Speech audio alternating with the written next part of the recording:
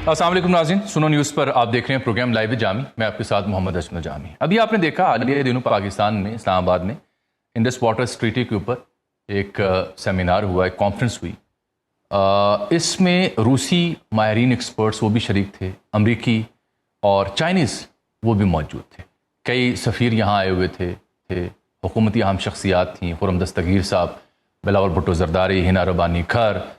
جناب اسحاق ڈار صاحب، وفاقی وزیر اطلاعات عطا تارڑ صاحب، اور دنیا بھر کا میڈیا بھی آیا ہوا تھا. انٹرنیشنلائز میں نے عرض کیا تھا اس دن کہ پاکستان اب جو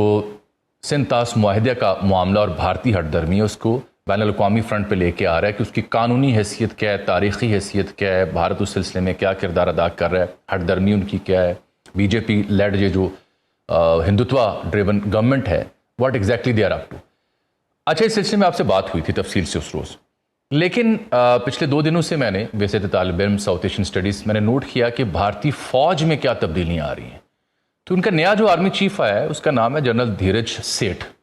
اس کا والد بھی لیفٹنٹ جنرل تھا، 2 صوبوں کا وہ گورنر بھی رہ چکا، بھائی اس کا نیوی میں ہے. جموں سے لے کے ویسٹرن سدرن کمانڈ اور اسٹرائک کور، اس طرح کے جو علاقے جو پاکستان سینٹرک بنتے ہیں وہاں کی اس کی پوسٹیں رہ چکی ہیں. تو اب ماضی قریب میں ہم دیکھ رہے ہیں کہ بھارت کے ہاں جو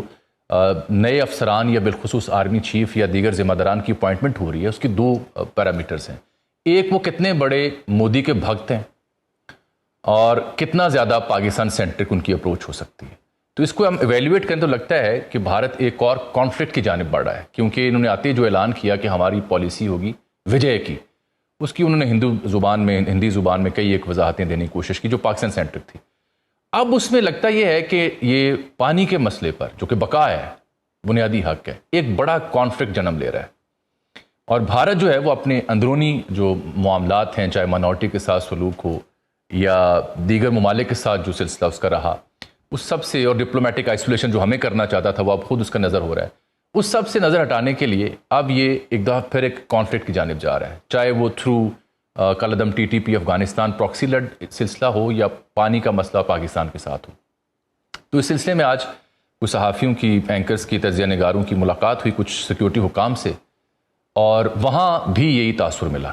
لیکن اہم بات یہ تھی کہ ہمیں یہ معلوم ہوا، حامد میر صاحب تھے، جاوید چوہے صاحب، منصور علی خان صاحب، ارشاد بھٹی، دیگر صحافی وہاں موجود تھے، کھل کے بات چیت ہوئی اس پرسپیکٹو کو سمجھنے کے لیے. تو خلاصہ یہ تھا کہ پاکستانی حکام، پاکستانی ریاست یہ سمجھتی ہے کہ بھارت کا باپ بھی پانی بند نہیں کر سکتا، کیونکہ یہ بقا کا مسئلہ ہے. اس سلسلے میں پھر جو بھی ہو پائے گا، بن پائے گا، وہ ہم کریں گے. لیکن اس چیز کی اہمیت پہ زور دیا گیا کہ اس ایشو کو کیسے انٹرنیشنلائز کیا جائے. تو اس مدعے پر بات کرنے کے لیے تفصیل سے، کیونکہ ہم اپنی انٹرنل پالیٹکس میں گھسے رہتے ہیں اور ظاہری بات ایک مزاج بھی ہے، ضرورت بھی ہے، دیگر مسائل پہ بات کرتے ہیں، لیکن یہ پانی ہوگا تو ہم باقی معاملات پہ بات کر سکیں گے نا صاحب. اس لیے میں نے ایک دفعہ پھر اس موضوع کا انتخاب کیا ہے. باقی امریکہ ایران معاملات اور دیگر چیزوں پہ بات پروگرام کے اگلے حصے میں ہوگی. تو آج تفصیلی تمہید کا مقصد یہ تھا کہ آپ کو بیک گراؤنڈ سے آگاہ کروں. آج ہمارے ساتھ موجود ہیں جناب خرم دستگیر صاحب، جو خود وہاں پہ اس سیمینار میں روح رواں تھے، انہوں نے لیڈ کیا اس سلسلے کو وزارت اطلاعات کے ساتھ ساتھ، تو ان کو اسی لیے زحمت میں نے دی ہے. خرم صاحب بہت شکریہ سر، معذرت میں نے ذرا لمبا انٹرو دے دیا تاکہ ہمارے ناظرین کو معلوم ہو سکے کہ کیوں اس سنجیدہ موضوع کو ہم بار بار چھیڑ رہے ہیں. سر یہ جو انڈس واٹر ٹریٹی کے اوپر بھارتی اپروچ ہے، تو کیا یہ میری ناقص رائے درست ہے کہ India is again building up for yet another conflict? جی بالکل درست ہے آپ کی رائے، اور یہ بات تو اس دن سے عیا ہے جس دن سے الحمدللہ پاکستان نے ہندوستان کو بنیان المرصوص میں شکست دی. اور مودی کے لیے جو اپنی کہتے ہیں سینے پہ ہاتھ مار کے اپنی بڑائی کرنے کے ان کا ایک ریکارڈ ہے، ان کے لیے تو یہ ناقابل برداشت تھا کہ وہ ان کے رافیل گر جائیں جس کے اوپر ان کا دار و مدار. یہ بات تو واضح ہے کہ اس دن سے واضح ہے کہ وہ پاکستان پر حملہ کریں گے. اس کے اوپر ضرور بحث ہے کہ کب کریں گے. میرے خیال میں 2028 میں کریں گے، جب ان کا اگلا الیکشن جو ہے وہ قریب تر آئے گا. اس الیکشن کو جیتنے کے لیے وہ پاکستان پر حملہ آور ہوں گے، لیکن حملہ آور وہ ہوں گے، یہ اس میں کوئی دو رائے نہیں ہے. تمام جو تصویراتی لوگ اس کا تجزیہ کرتے ہیں. لیکن یہ جو ہم نے ابھی انڈس واٹرز کے اوپر سیمینار بھی ہوا ہے، اس کی وجہ یہ ہے کہ کسی بھی ملک کے دفاع کو جو خطرہ ہوتا ہے وہ بیانات سے نہیں جانچا جاتا، وہ اس ملک کی جو صلاحیت ہے ہمیں نقصان پہنچانے کی، اس سے جانچا جاتا ہے۔ تو اب یہ بات واضح ہے کہ ہندوستان پانی روکنے کی صلاحیت کو بڑھا رہا ہے، اور اس میں جو آئی تھنک سب سے لیٹسٹ واقعہ یہ ہوا ہے کہ جس سرنگ کا انہوں نے پچھلے سال اعلان کیا تھا وزیر داخلہ امت شاہ نے جی کہ ہم چناب سے پانی لے کر راجستھان لے کر جائیں گے بیاس کے ذریعے، جی جی جی اب اس سرنگ کے ٹینڈر ہوئے ہیں غالباً 10 دن پہلے، تو لہذا وہ اب اس کے اوپر آگے بڑھ رہے ہیں، وہ اس کے لیے وسائل بھی خرچ کر رہے ہیں، اور تقریباً 17 پروجیکٹس ہیں جہلم اور چناب پہ، لیکن مینلی اس وقت جو فوکس ہے ہندوستان کا وہ دریائے چناب ہے، جس کو اس کا پانی وہ چوری کرنا چاہتے ہیں اور ڈائیورٹ کرنا چاہتے ہیں۔ تو اسی لیے پاکستان کو اب ضرورت ہے، جس کا مجھے خوشی ہے کہ آغاز کر دیا 2 دن پہلے، کہ پوری دنیا کو بتانا بھی ہے، دہائی بھی دینی ہے کہ جناب یہ بہت بڑا ایک ظلم پاکستان کے 20 کروڑ عوام کے ساتھ ہندوستان کرنے جا رہا ہے، ایک تہذیبی قتل کرنے جا رہا ہے، لیکن ساتھ ساتھ یہ بھی ہے کہ دنیا کو یہ بھی باور کرانا ہے کہ اگر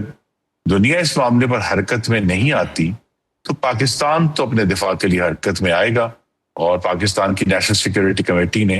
اپریل 2025 میں ہی کہہ دیا تھا کہ ہندوستان کا کوئی ایسا قدم جو پاکستان کا پانی روکے یا ڈائیورٹ کرے، جس طرح اس ٹنلز کے ذریعے ہوگا، تو پاکستان اس کو اقدام جنگ تصور کرے گا۔ تو یہ جو ابھی ہندوستان کے حالیہ اقدامات ہیں، آپ نے اپوائنٹمنٹس کا بھی ذکر کیا کہ بہت عرصے کے بعد ہندوستان کے جو آرمی چیف ہیں وہ انفینٹری سے آئے ہیں، جی آرمڈ سے، جی آرمڈ کورس سے آئے، وہاں سے آئے، آخری بار 1997 میں آئے تھے، اس کے بعد تو وہ آسام رائفل اور دیگر کے بھی آرمی چیف بنے، تو آخری بار 1997 میں کوئی جنرل چودھری تھے آرمڈ کور کے، وہ آئے۔ تو آرمڈ کور کا مطلب یہ ہے کہ وہ پاکستان پر جنگ کشی جی جی زیادہ ان کے قریب تر ہوگی، اور یہ بات بھی واضح ہوگی، اور دنیا پہ بھی ہم واضح کریں گے کہ وہ جو خیال تھا امریکہ کا، دوسرے ممالک کا، کہ ہندوستان جو ہے وہ چائنا کے مقابل کھڑا ہوگا اور چائنا کا سامنا کر کے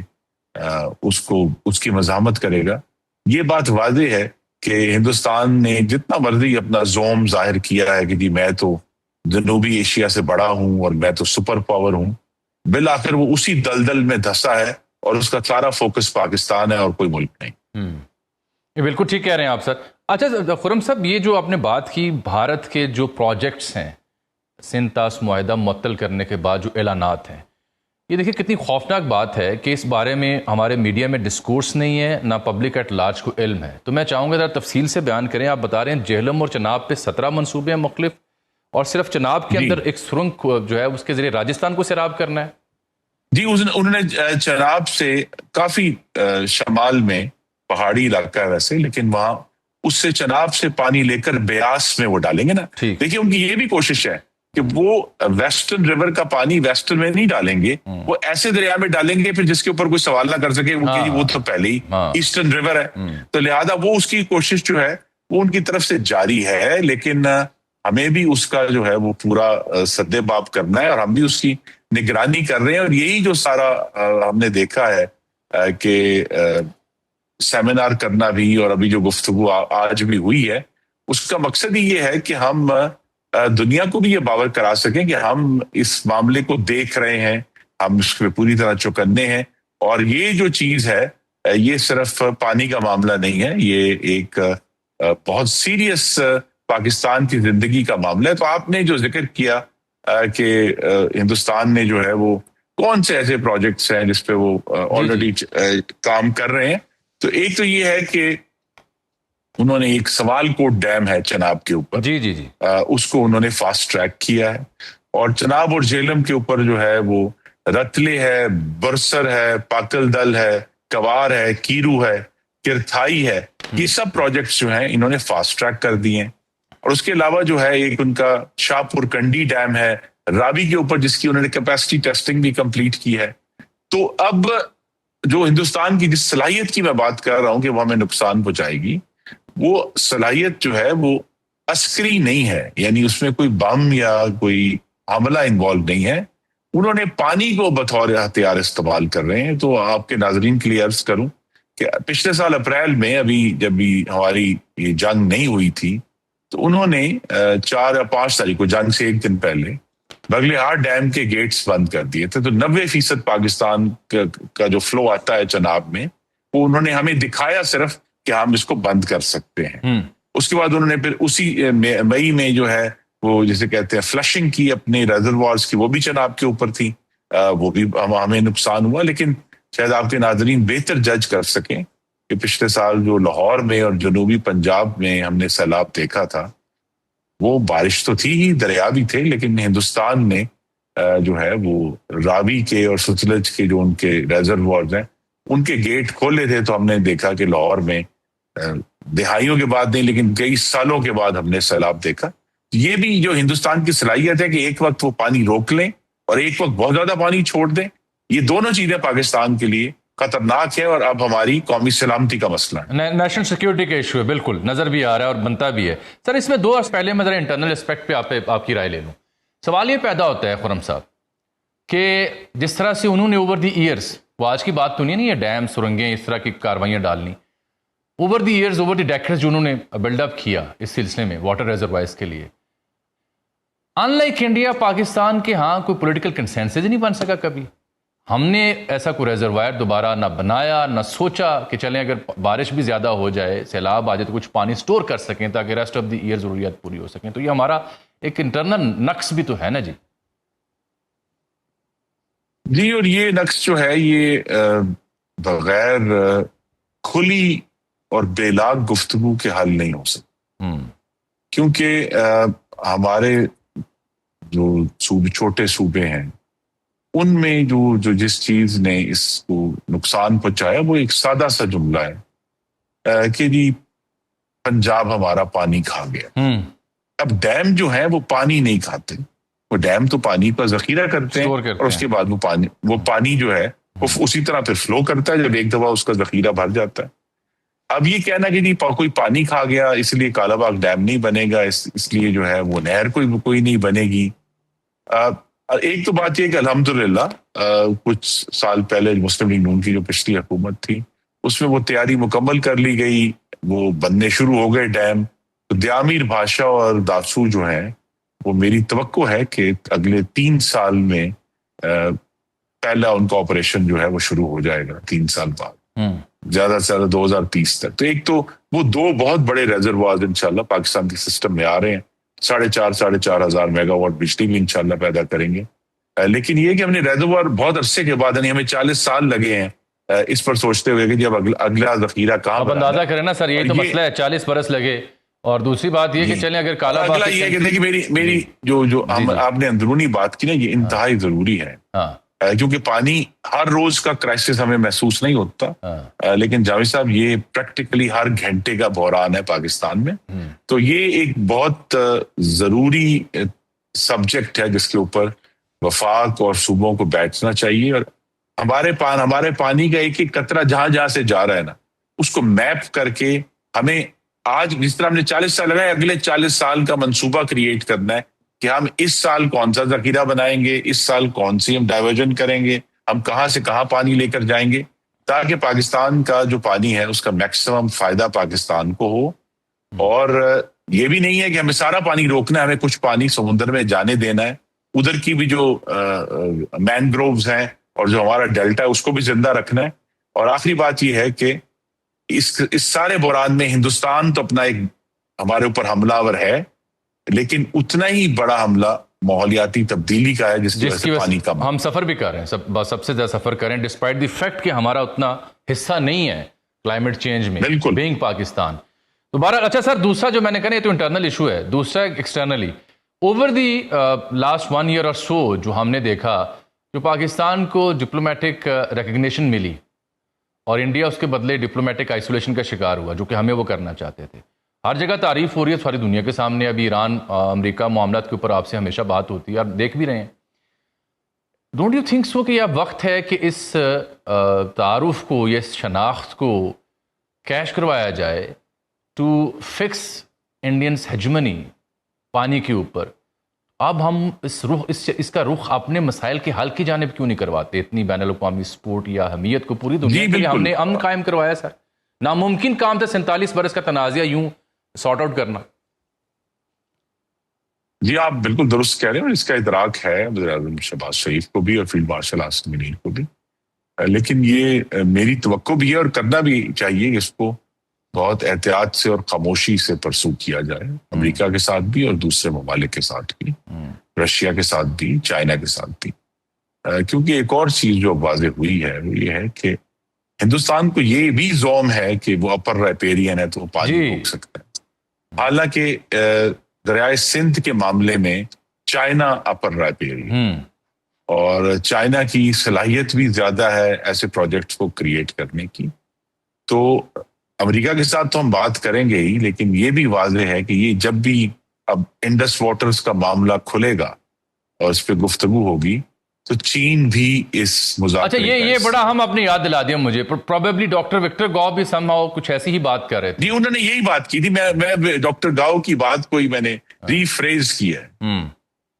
سر یہ تو بہت بڑا ایڈوانٹیج ہوگا اگر چین اسی پوزیشن کو استعمال کرتے ہوئے یہی اختیار استعمال کرتا ہے تو پھر بھارت کو لگ پتہ جائے گا، کیونکہ وہاں پہ پیرالل آپ دیکھیں وہ کیا نام اس دریا کا، ٹیسٹا، جو بھارت سے آتا ہے اور بنگلہ دیش جاتا ہے، وہاں پہ بنگلہ دیش اور چائنا کے بیچ جو تعاون اس کے اوپر انڈین فارن منسٹر نے اعتراض کیا. چائنیز نے کہا جناب یہ دو طرفہ ہمارا معاملہ تھا، بنگلہ دیش میں دریا پہ جو مرضی کریں، آپ کون ہوتے ہیں؟ جی تو یہ ہے نا، پھر ہم تو انڈس بیسن کی بات کریں گے، سندھ طاس معاہدہ ہے، لیکن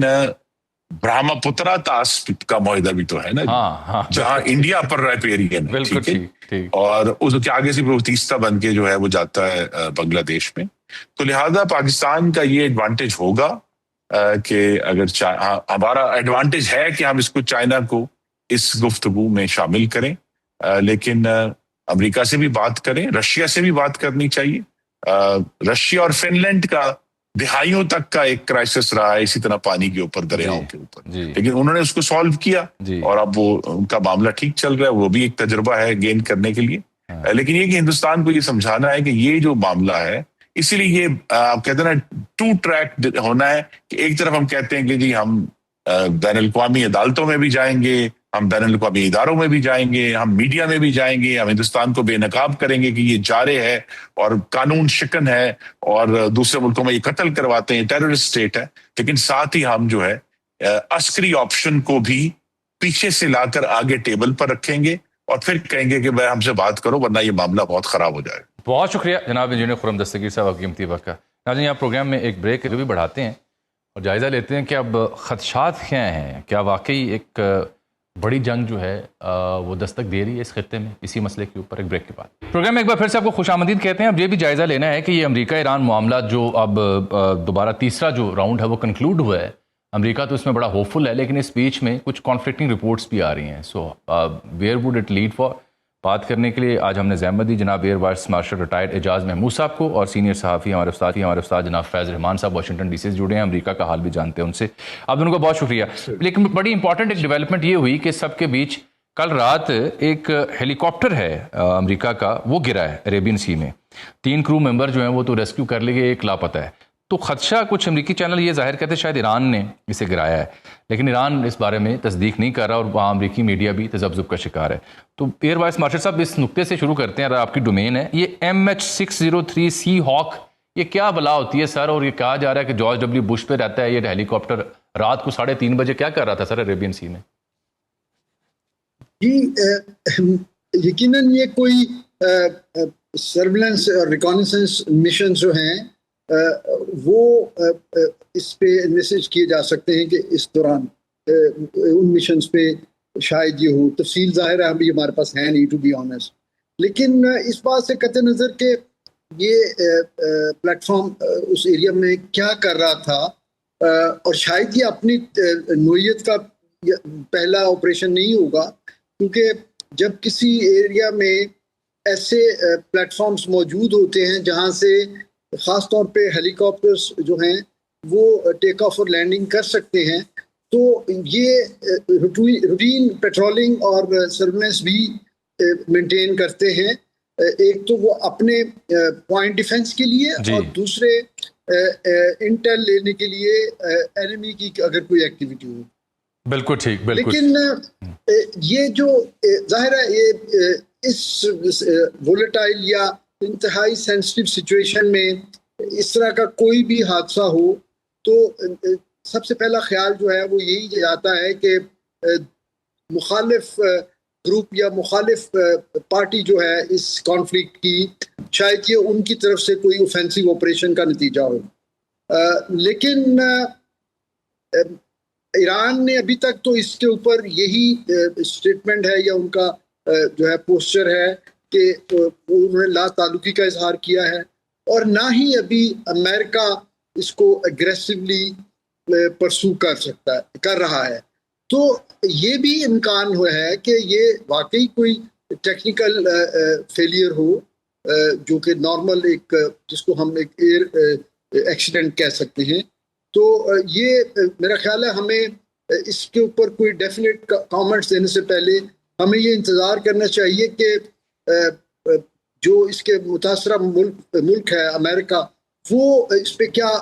پوسٹرنگ کرتے ہیں. لیکن اب تک کے جو اندازے ہیں اس کے مطابق شاید یہ کسی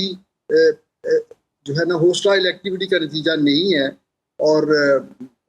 لیٹس ویٹ اینڈ سی. ٹھیک، میرے ساتھ رہیے گا. فیض رحمان صاحب، دوحہ سے تو امریکی حکام اور میڈیا تو اچھی رپورٹ کر رہا ہے. ایران کو کے بعد میں یہ کہہ رہا تھا کہ بنیادی 3-4 معاملات تھے، اسٹریٹ آف ہارمز جو فنڈز منجمد ہیں ان کی بحالی اور دیگر سینکشنز ویور کی بات ہو رہی تھی. تو امریکی حکام پہلی بار ایسی کسی نشست کے اوپر انتہائی مثبت بات کر رہے ہیں اور اپیرنٹلی یہ تاثر مل رہا ہے کہ کلیشز جو تھے یا حملے تھے وہ ختم ہو چکے ہیں. کیا ریڈنگ ہے سر واشنگٹن ڈی سی میں؟ جی بہت بہت شکریہ جاوید صاحب. دیکھیے سب سے پہلی بات جو ایک ہم انگلش میں کہتے ہیں باٹم لائن، اردو میں غالباً اس کو ایک حتمی بات یہ کہہ سکتے ہیں کہ اب دونوں فریقین اور پوری دنیا اب پوری فل فلیشڈ جنگ کی طرف تو نہیں جا رہی ہے. اس خطے میں ایسا نہیں ہوگا کہ اب امریکہ کوئی بہت بڑے، حالانکہ ایران کے ابھی بھی ایسے کچھ خدشات ہیں اور ظاہر ہے اس کا ایک پورا بیک گراؤنڈ ہے، تاریخ ہے کہ امریکہ مذاکرات کے دوران اس نے حملے کیے ہیں. لیکن اب وہ جو ایک ایپیٹائٹ ہے جنگ کی اور ان حملوں کی، کم از کم ٹرمپ صاحب کی حد تک، ان کے ایڈمنسٹریشن کی حد تک وہ ایسی نہیں ہے. اور جیسے کہ آپ نے جو سوال کیا کیا وائبس ہیں، جو خود جو میری جو بات ہوتی ہے یہاں پر مختلف حلقوں سے، خصوصاً ایڈمنسٹریشن میں کچھ لوگ ہیں،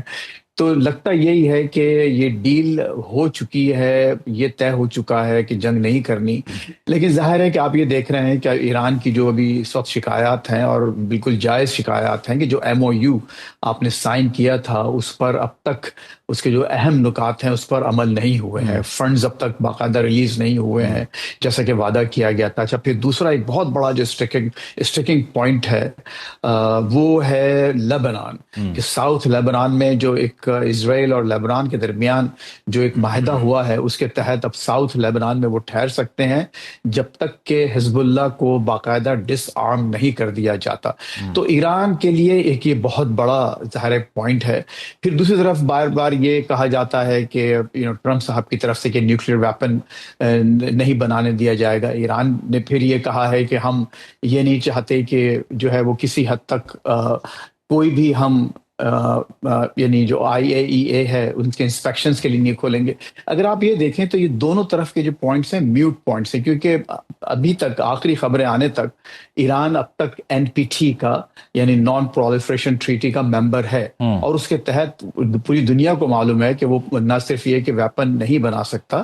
بلکہ اس کو اپنی فیسلٹیز جو ہے وہ کھولنا پڑیں گی اور مانیٹرنگ کے لیے اور باقاعدہ ایک انسپیکشنز کے لیے. تو یہ میوٹ پوائنٹس پہ ایک گفتگو ہو رہی ہے، لیکن اصل بات یہی ہے کہ اس وقت دونوں فریقین چاہتے ہیں کہ معاملات آگے بڑھیں. اسرائیل کا ایک معاملہ بہرحال ایک ہے، آپ یہ دیکھیے کہ اکتوبر تک کیا ہوتا ہے، کیونکہ اسرائیل میں جو الیکشنز ہونے والے ہیں، کیا نیتن یاہو اپنی جان بچانے کے لیے کوئی دوبارہ مس ایڈوینچر کرے گا تاکہ ووٹ بینک کو بڑھایا جا سکے. اس وقت ان کے حالات بڑے دگرگوں لگ رہے ہیں اور لگتا یہی ہے کہ شاید وہ ہار جائیں یہ الیکشنز، لیکن کوئی بھی بات آپ یقین کے ساتھ نہیں کہہ سکتے. تو یہ ایک چیزیں ہیں، لیکن جیسے میں نے عرض کیا کہ لگتا یہی ہے کہ معاملات اچھی طرف جا رہے ہیں. اپس اینڈ ڈاؤنس ہوں گے, یہ چھوٹے موٹے آپ کو ٹٹس فار ٹیٹس جو حملے ہیں وہ بھی نظر آئیں گے. یہ جو ہیلی کاپٹر کا معاملہ ہے, ظاہر ہے it could have been dangerous, لیکن جیسے کہ اعجاز صاحب نے بھی خود فرمایا کہ دونوں فریقین بھی دیکھیے اس معاملے میں بہت محتاط گفتگو ہو رہی ہے. حالانکہ اگر یہ ایک آج سے 2 ہفتے پہلے کی بات ہوتی تو دونوں طرف سے اس وقت جو ہے وہ ریپڈ فائر شروع ہو چکے ہوتے میڈیا کی حد تک اور بیانات کی حد تک. لیکن جو خدشات دونوں طرف ہیں وہ مسٹرسٹ کی وجہ سے ہیں, ایک ہسٹری کی وجہ سے ہے. لیکن نہ اس وقت ایران چاہتا ہے کہ دوبارہ جنگ میں داخل ہو پوری طرح سے, اور نہ صدر ٹرمپ, اور اس کی خود وجوہات ہم سب کو معلوم ہے کہ مڈ ٹرم کے الیکشنز اس وقت سر پر ہیں. اور آپ یہ دیکھیے جو سب سے بہت, اگر 10 سیکنڈ آپ مجھے دیں جامی, تو ایک بہت اہم واقعہ جو ہوا ہے یہاں اس وقت, یعنی ممدانی صاحب نے جن کینڈیڈیٹس کو انڈورس کیا ہے جو سوشلسٹ ڈیموکریٹ اور جو اینٹائی اسرائیل ہیں, وہ ایک پورا سویپ کر رہے ہیں پورے امریکہ میں, صرف نیو یارک کی حد تک نہیں, کولوراڈو,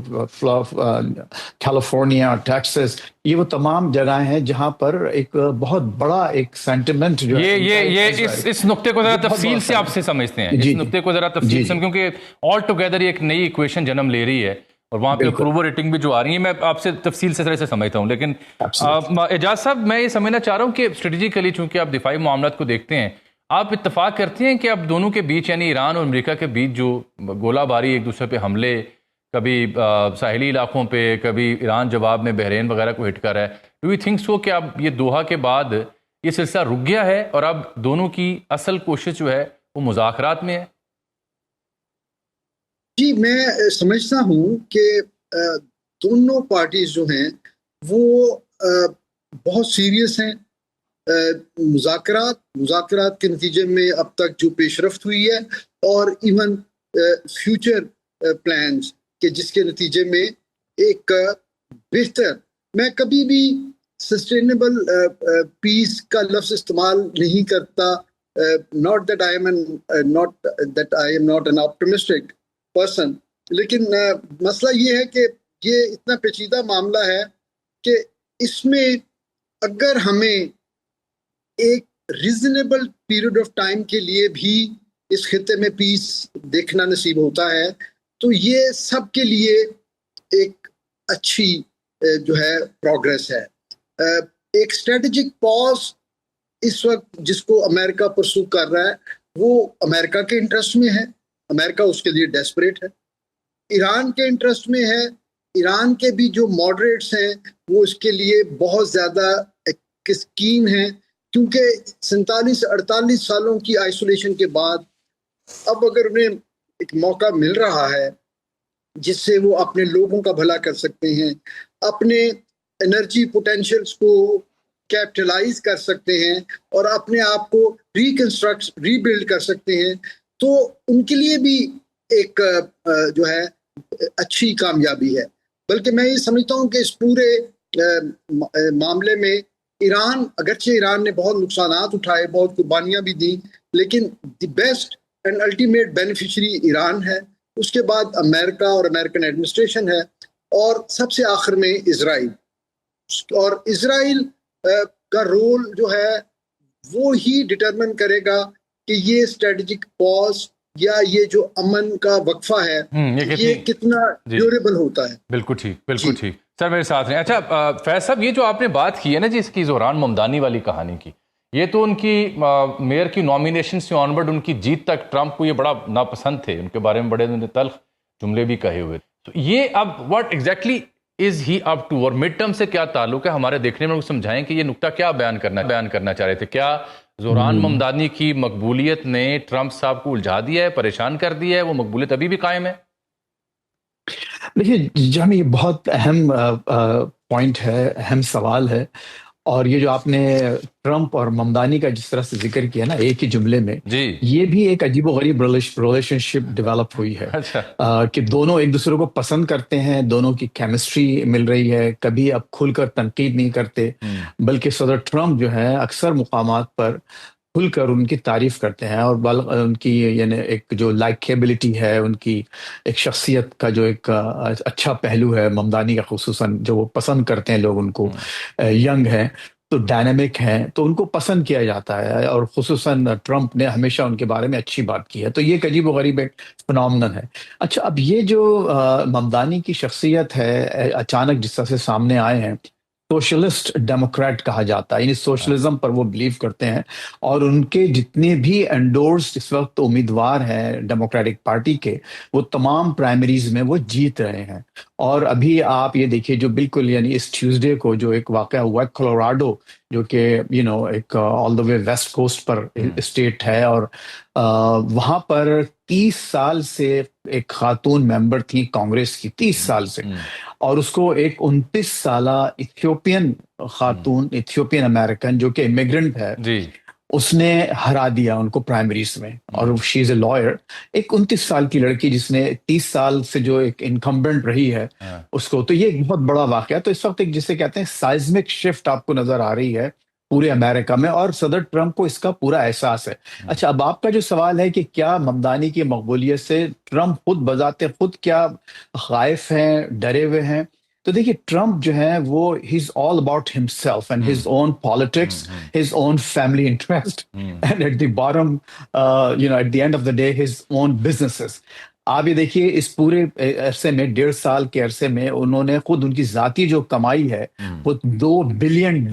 ہوئی ہے، جی، اور یہ جو بھی بحران سے گزرا جا رہا ہے، جو جنگ ہوئی جس میں آئل کی پرائسز وغیرہ بڑھی، تو انہوں نے اور ان کے جو الائز ہیں، ان کے دوست اور احباب ہیں، انہوں نے زیادہ پیسے بنائے ہیں، ان کی فیملی نے بلینز آف ڈالرز، ان کے بچوں نے بلینز آف ڈالرز بنائے ہیں۔ تو ان کا انٹرسٹ یہی ہے کہ اب وہ ظاہر ہے دوبارہ تو کھڑے ہوں گے نہیں، اور ان کی جو پیدائش کی جگہ ہے نیو یارک ہے، وہ نیو یارک سے محبت کرتے ہیں، تو امید یہی ہے کہ وہ چاہتے یہ ہیں کہ وہ اپنا انٹرسٹ دیکھیں، اور یہ دیکھیں کہ کس طرح سے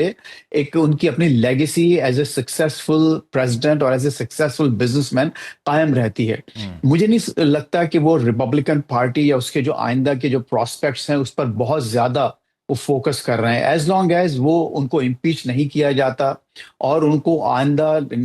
وائٹ ہاؤس سے جانے کے بعد لیگل میٹرز میں الجھایا نہیں جاتا۔ اس کے علاوہ وہ اس بات پہ بہت مطمئن رہیں گے کہ ٹھیک ہے، ڈیموکریٹس بھی اگر ایک آتے ہیں تو ضرور آئیں۔ اور اس کی ایک وجہ ہے جامی، دیکھیے اس وقت جو اسرائیل میں ہوا ہے، اب یہاں کی جو ایک جن زی ملینیلز اور جو جتنے بھی ینگ لوگ ہیں، بلکہ ایون بوڑھے لوگ بھی، جو اسرائیل نے جس طرح سے کیا ہے، اور لیکن صاحب اس سے پہلے کہ ہم آگے بڑھیں، اور میں نے مارشل صاحب سے بھی بات کرنی ہے، یہ بڑے دلچسپ نقطہ آپ نے اٹھا دیا۔ اس کا مطلب ہے جو موجودہ امریکی سسٹم یا حکومت ہے، یا جس سوچ کے ساتھ ریڈ نیک امریکنز آئے تھے، ٹرمپ کے ساتھ ملے تھے، اور جو ان کے نعرے تھے وہ یہی تھے نا کہ جو باہر سے آ کے بیٹھے ہیں، یہ راج کرتے رہے ہیں، تو ان کی جگہ ہمارا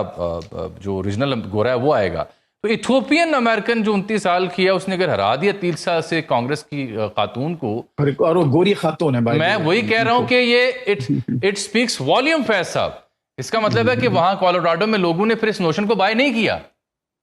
بالکل ایسا ہی ہے۔ کیا کہتے ہیں آپ اس پہ؟ جی ہاں، دیکھیے اس میں پہلی بات تو یہ کہ امریکہ کی جو ایک جڑوں میں امیگریشن بس ٹھہرا ہوا ہے، ہم جانتے ہیں کہ پورا ملک ہی امیگرنٹس نے بنایا ہے۔ اگر خود ٹرمپ صاحب کی والدہ محترمہ آئرش تھیں، آئرلینڈ سے آئی تھیں، ان کے ابا بھی وہیں کہیں سے، اور ان کے دادا کہیں سے آئے تھے، تو ہر شخص کے، اگر میں یہاں آیا ہوں تو مجھ سے پہلے اگر میرے بچے یہاں ہوئے ہیں، تو کسی کے دادا، کسی کے پردادا یہاں پر آئے تھے، اور سب کو معلوم ہے کہ یہ امریکہ ہم لوگوں نے امیگرینٹ سے مل جل کر بنایا ہے۔ بالکل ٹھیک۔ تو اس کی جو جڑوں پہ تو یہ جو ایک بیسک جو آئیڈیالوجی ہے اس سے کوئی ہٹ نہیں سکتا، نمبر 1۔ نمبر 2 یہ دیکھیے، جو اصل مسئلہ یہ نہیں ہے کہ امیگریشن کا ہونا چاہیے نہیں ہونا چاہیے، جو ریڈ نیکس جیسے آپ نے کہا، یا جسے میں کہہ لیجیے کہ جو یہاں کی جو وائٹ پاپولیشن ہے، جس میں ظاہر ہے لبرلز بھی ہیں، بہت مناسب لوگ ہیں، پڑھے لکھے ہیں،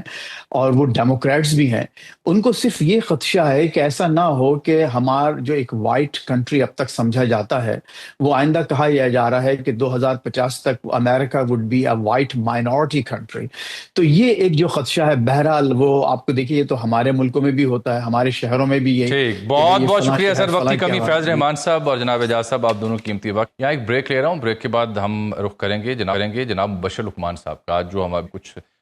سیکیورٹی حکام سے ملاقات ہوئی، بڑا اہم سوال پوچھے گئے بھارت کے حوالے سے، ایک ممکنہ جنگ کے حوالے سے۔ تو بات ہوگی بریک کے بعد. پروگرام میں ایک بار پھر سے آپ کو خوش آمدید کہتے ہیں. پروگرام کے آج ہی کے پہلے حصے میں آپ نے گفتگو سنی تھی انجینئر خرم دستگیر صاحب کی, اور پھر ہم نے مزید ماہرین سے بات کی. تو اندازہ یہ ہو رہا ہے, خدشہ یہ پیدا ہو رہا ہے کہ پانی کے مسئلے پر جو پاکستان کے لیے بقا کی حیثیت رکھتا ہے, ایک جنگ کا خطرہ امڑ رہا ہے. گو کہ پاکستان کی تیاریاں موجود ہیں, پاکستان سمجھتا ہے کہ کسی کا باپ بھی پاکستان کا پانی نہیں روک سکتا, لیکن اب اس میں خدشات ہیں کیا؟ What exactly India is up to do, اور نئی اپوائنٹمنٹس وہاں پہ جو ہو رہی ہیں اس سے کیا مفہوم اور معنی لیا جائے. اور پھر خاص طور پر پاکستان کی سیاست کا میں نے ذکر بھی کرنا ہے, جہاں آزاد کشمیر میں سابق وزیر اعظم سردار تنویر الیاس وہ استحکام پاکستان کے ہو چکے ہیں. گلگت بلتستان میں بھی ایسا ہی کچھ ہم نے دیکھا تھا. تو اب اس سے کیا معنی, کیا مفہوم ہوں گے, دو بڑی جماعتوں کے پیغام ہے. بات کرنے کے لیے آج ہم نے زحمت دی سینئر صحافی تجزیہ نگار جناب مبشر لقمان صاحب. مبشر صاحب خوش آمدید سر. میں جیسے ذکر کر رہا تھا پانی کا مسئلہ, تو آج جو ہماری گفتگو بھی ہوئی کچھ حکام کے ساتھ اور انڈس واٹر اسٹریٹی کے اوپر جو سیمینار بھی ہوا, ان دو واقعات کو لے کے 4-5 دنوں سے مجھے یہ کیوں لگ رہا ہے کہ پروبیبلی ایک کانفلکٹ جنم لے رہا ہے اس خطے میں. آپ کی انڈرسٹینڈنگ کیا بنی ہے سر حالیہ 2 ایونٹس کے بعد؟ پہلے تو آپ کا شکریہ. دوسری بات یہ ہے کہ یہ جو آپ دیکھ نا,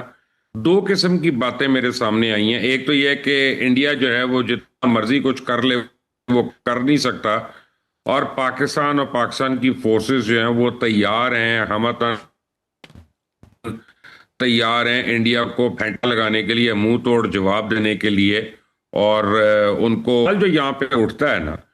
وہ اٹھتا ہے آپ کی تمام موجودہ سیاسی قیادت کے اوپر, تمام سیاسی قیادت کے اوپر, وہ چاہے نون لیگ ہو, چاہے پیپلز پارٹی ہو, چاہے کوئی اور جو حکمران جماعت ہو, کہ بھئی ابھی فلڈز تو آتے ہیں نا ہر سال آپ کے, تو آپ کے رین واٹر کینالز جو آپ بنا رہے تھے, $1.5 بلین پاکستان کا ایکسٹرا لگ گیا, لیکن وہ سندھ میں آپ کو پتا ہے احتجاج ہوئے اور وہ نہیں بننے دی انہوں نے. پیپلز پارٹی والے بھی پیش تھے اس میں. ڈیم جو ہیں وہ کبھی کے پی کے سے رک جاتے ہیں, کبھی سندھ سے رک جاتے ہیں, کبھی کالا باغ ڈیم رک جاتا ہے, کبھی کوئی اور. یہ تو پانی بند نہیں کیا جا سکتا, لیکن اس کے ساتھ انہوں نے انٹرنلی جو ہمارا مسئلہ جو میں خرم صاحب کے سامنے بھی رکھ رہا تھا کہ over the years in like India, وہاں اگر انہوں نے پانی چوری کیا, اب تو سرنگ بنانے کی تیاری کر رہے ہیں, وہ جو خرم صاحب بیان بھی کر رہے تھے, تو ہم کیوں نہیں کر سکے؟ مبشر صاحب بات بڑی اہم تھی جو آپ کے بیچ میں رہ گئی کہ انٹرنلی ہمارا اپنا نقص کیا ہے. ہمارا نقص جو ہے وہ ہمارے سیاستدان ہیں, اور جو پاکستان میں واٹر ہے ظاہر نہیں بننے دیتے. یہ جو شرط ٹائم سے بات چل رہی ہے, کبھی کالا باغ ڈیم پہ سیاست ہو جاتی ہے, کبھی رین واٹر کینالز کے اوپر سیاست ہو جاتی ہے. دیکھیں آپ, رین واٹر آ رہا ہے, سیلابی صورتحال ہو رہی ہے, اور آپ کی ایگزسٹنگ کینالز ہیں, اگر آپ ان کا نیٹ ورک صحیح کر لیتے ہیں اور ان پانی کو وہاں پہ سٹور کر لیتے ہیں اور بعد میں استعمال کر لیتے ہیں, who is stopping you from that؟ آپ کی سیاست ہے, تو آپ صوبوں کی سیاست کر لیتے ہیں, آپ لسانیت کی سیاست کر لیتے ہیں. تو انڈیا تو ایک طرف ہے برا نا, وہ تو پوری دنیا اس کو دیکھ رہی ہے. اور میں آپ کو بتاؤں کہ انڈیا میں اتنی ہمت نہیں ہے, اتنا دم نہیں ہے کہ خدا نہ خواستہ پاکستان کا پانی روک سکے. یہ تو ہمارے اپنے لوگوں سے بھی سوال جواب کرنے پڑیں گے نا, ان سے بھی حساب کرنا پڑے گا کہ بھائی تم کس کھاتے میں اتنے بڑے پولیٹیکل سورما بنتے ہو, پولیٹیکل لیڈر بنتے ہو. یا تو تمہاری بات نہیں لوگ مانتے, اور اگر لوگ نہیں مانتے تو پھر اتر جاؤ, اور اگر مانتے ہیں تو پھر تم نیشنل آنر میں یا نیشنل انٹرسٹ میں کیوں نہیں بات کر رہے؟ تم تو ہاں ملاتے ہو. تو یہ کیچ 22 سچویشن ہے کہ ہمیں ہمارے حکمران جو ہیں وہی واٹر ریزروائرز نہیں بننے دیے انہوں نے اتنے سالوں میں. بالکل ٹھیک کہہ رہے ہیں. اچھا بھائی صاحب, یہ do you really think so کہ ہم ایک بار پھر ایک جنگ کی طرف جا رہے ہیں, حالات ایسے بن رہے ہیں؟ آئی بلیو کہ ہم جا رہے ہیں, اور میرا یہ خیال ہے کہ ستمبر تک جو ہے ہماری دوبارہ صورتحال ایسی پیدا ہو جائے گی, کیونکہ کانٹری ٹو پاپولر بلیف لوگ جو مرضی سوچے, ہمارے دانشور وغیرہ, میں سمجھتا ہوں کہ انڈیا جو ہے وہ بھرپور کوشش کر رہا ہے چناب کے پانی کو موڑنے کی اور اس کے اوپر پیرینیل کنالز بنانے کی. تو اس صورت میں پانی تو آپ کو پتہ ہے واٹر از لائف, اور پاکستان ریٹیلیٹ کرے گا. پاکستان کو ایک ہی طریقہ ہے پھر ریٹیلیٹ کرنے کا, اور وہ پھر انڈیا کے لیے بھی بڑا کیا کہتے ہیں کہ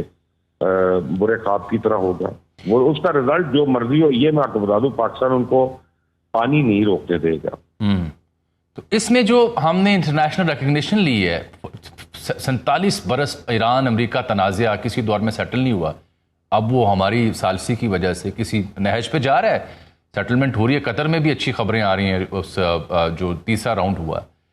تو اس ریکگنیشن کے بدلے پاکستان امریکہ ہو یا دیگر پاورز ہوں ان کی توجہ یہاں کیوں نہیں مبذول کروا سکتا اتنے لانگ سٹینڈنگ ایشو کے اوپر؟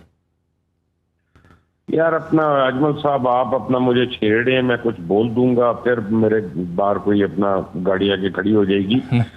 وہ بات یہ ہے کہ آپ تو آئی ایم ایف سے لون میں ڈیفر نہیں کرا سکے، آپ تو اس کو نہیں 1 سال آگے کروا سکے، یہ نہیں میرا تھا، وہ تو سب سے آسان کام تھا نا۔ آپ تو جو ہے آپ کے اوپر تو چائنا کا جو لون ہے وہ آپ کے اوپر بوجھ پڑا ہوا ہے، آپ اس کو نہیں آگے پیچھے کر سکے۔ سو وہ چھوڑ دیں اس بات کو کہ یہ کتنی وہ ہے، بہرحال ہمارا ایک اسٹیچر بن گیا ہے، بہت کچھ ہو گیا ہے، لیکن جو سب سے امپورٹنٹ بات ہوئی ہے نا جو پاکستان کے فیور میں جاتی ہے وہ کیا ہے؟ وہ میرا خیال ہے یہ کہ انڈیا ایکسپوز ہو گیا انٹرنیشنل طاقتوں کے آگے۔ انڈیا اپنے تمام جھوٹوں کے ساتھ ایکسپوز ہو گیا، برہنہ ہو گیا، لوگوں کو پتا ہے کہ وہ اب چائنا کے مقابلے میں جو اس کو کھڑا کرنے کی کوشش کر رہے تھے کہ وہ چائنا کے مقابلے میں نہیں کھڑا ہو سکتا، وہ تو پاکستان کے مقابلے میں نہیں کھڑا ہو سکتا۔ اور دوسرا انڈیا کا اپنا جو انفراسٹرکچر ہے انٹرنلی وہ اتنی پولرائزیشن کا شکار ہے، وہاں پہ جو ہندوستان کی موومنٹ ہے، وہاں پہ جو سیفران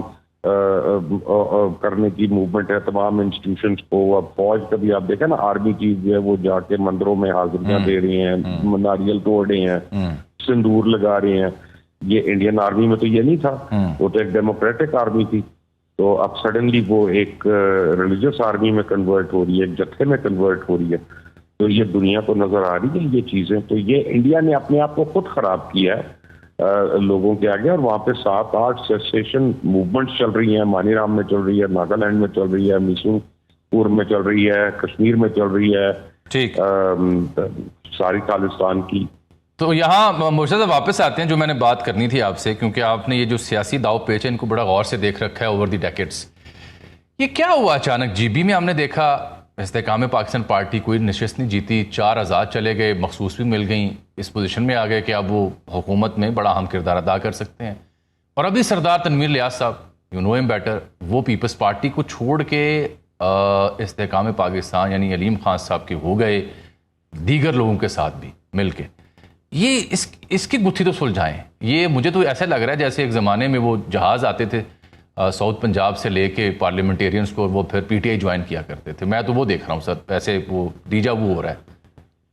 دیکھیں اجمل صاحب، بات پتہ ہے کیا، میں ہمیشہ سے ایک بات بلیو کرتا ہوں کہ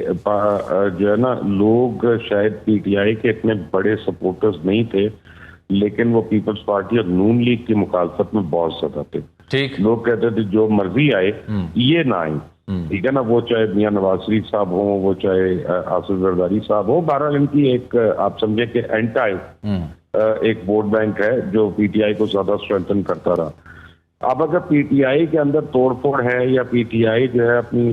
خود شکار ہوئی بھی اپنی اپنی پالیٹکس کی اور موروثیت کی، تو لوگ آلٹرنیٹ وہ ڈھونڈیں گے، تو لوگ بھی جائیں گے ادھر۔ اور اگر آئی پی پی جو ہے وہ جی بی میں بھی پاپولر ہوتی ہے یا سیٹ لیتی ہے، اور کشمیر میں بھی اگر اس کو کوئی جوائن کر رہا ہے تو بڑی خوشائن بات ہے۔ اس کا مطلب ہے کہ لوگوں نے آلٹرنیٹس کے اوپر سوچنا شروع کر دیا۔ لیکن سردار تنویر الیاس کا جانا بہت سگنیفیکنٹ ہے، بیکاز ایک آدمی پرائم منسٹر رہ چکا ہے وہاں کا۔ وہ ہم جو مرضی کہیں کہ جی وہ اس طرح بنے تھے یا اس طرح بنے تھے، وہ پرائم منسٹر بنے تھے، وہ پرائم منسٹر رہے تھے، اور وہ اگر کہیں کسی اور پارٹی میں جاتے ہیں اور ایسی پارٹی میں جو ابھی تک پاور میں نہیں آئی ہے، تو یقیناً یہ کوئی نہ کوئی شفٹ جو ہے وہ انڈیکیٹ کرتا ہے، کیونکہ مجھے اور آپ کو وہ باتیں نہیں پتا ہوں گی جو پاور کوریڈورز میں رہنے والے کو پتا ہوں گی۔ تو یہ تو اہم بات آپ نے کر دی شفٹ انڈیکیشن کی۔ میں لاسٹلی آپ سے مختصر کمنٹ چاہوں گا۔ یہ مجھے تو تاثر یہ بنتا ہے being a student of politics کہ ایز ایف کہ یہ بڑی دو سیاسی جماعتیں، یہ کلی اختیار ان کے پاس نہ ہو تو بہتر رہے گا۔ یہ اس کا مجھے آپ کی آواز نہیں آئی۔ میں سمجھنا چاہ رہا ہوں کہ ایک امپریشن یہ بنا ہے کہ جو 2 بڑی سیاسی جماعتیں ہیں ان کے پاس مکمل اختیار یا مکمل طاقت نہ ہو، تو اس کی امپلیکیشن تو پھر نیشنل پالیٹکس میں بھی نظر آئیں گے ہمیں ان فیوچر۔ یہ کسی کو کرنے کی ضرورت نہیں ہے، وہ خود کون سا اپنے لیے کوئی اچھے کام کر رہی ہیں۔ میرا مطلب ہے کہ وہ پروونشل پالیٹکس ہی ہو رہی ہے نا جی، ایک سندھ کے اندر ہو رہی ہے، ایک پنجاب کے اندر ہو رہی ہے، ایک کے پی کے اندر ہو رہی ہے، تو ابھی تک پروونشل پالیٹکس ہو رہی ہے، نیشنل پالیٹکس ہوئی کہاں پہ ہے؟ مجھے تو وہ نظر نہیں آئی ہے. تو اب میرا خیال ہے کہ اگر آزاد کشمیر کے لوگ یہ سوچ رہے ہیں اور GB کے لوگ کہ یار یہ دونوں الیکشن کے ٹائم پہ آتے ہیں اور پھر ہمیں اس کے بعد اگنور کر دیتے ہیں, تو پھر اب وہ نئے آپشنز دیکھنے پہ آئیں گے. اور علیم خان ہوں یا جہانگیر ترین ہوں, جو IPP کے روئے رواں ہیں لوگ, ان کو بھی تو ایک بات پتہ ہے نا کہ جی اصل تو 18ویں ترمیم کے بعد طاقت تو صوبوں میں ہے. وفاق جو ہے وہ تو بیچارہ وفاق ہی ہے, صرف اور بانٹنے کے لیے ہے. تو فنڈز تو صوبوں کے پاس آنی ہے, پاور تو ان کے پاس ہے, گورننس کا نشہ تو ادھر ہے. تو اب ہر پولیٹیکل پارٹی آنے والی بھی جو ہے نئی, وہ کسی نہ کسی صوبے سے شروع کرے گی اپنی سیاست, وہ چاہے چھوٹا صوبہ ہو چاہے بڑا صوبہ ہو. اس میں تو کوئی حیرانی کی بات نہیں ہے. ٹھیک, بہت بہت شکریہ جناب بشیر لقمان صاحب آپ کے وقت کا, بہت شکریہ آپ کے قیمتی وقت کا. ناظرین, یہ بڑی دلچسپ نکتہ تھا کہ سیاسی جماعتوں کے اوپر کیسے اس طرح کی منورنگ اثر انداز ہوتی ہے. سوال یہ پیدا ہوتا ہے کہ کیا ان دونوں خطوں کے جو معاملات ہیں اس کا اثر پاکستان بھر کی سیاست پر بھی ہوگا آنے والے دنوں میں؟ This will be something very important to watch for. آج کے لیے اتنا ہی, اگلے پروگرام تک کے لیے اللہ حافظ.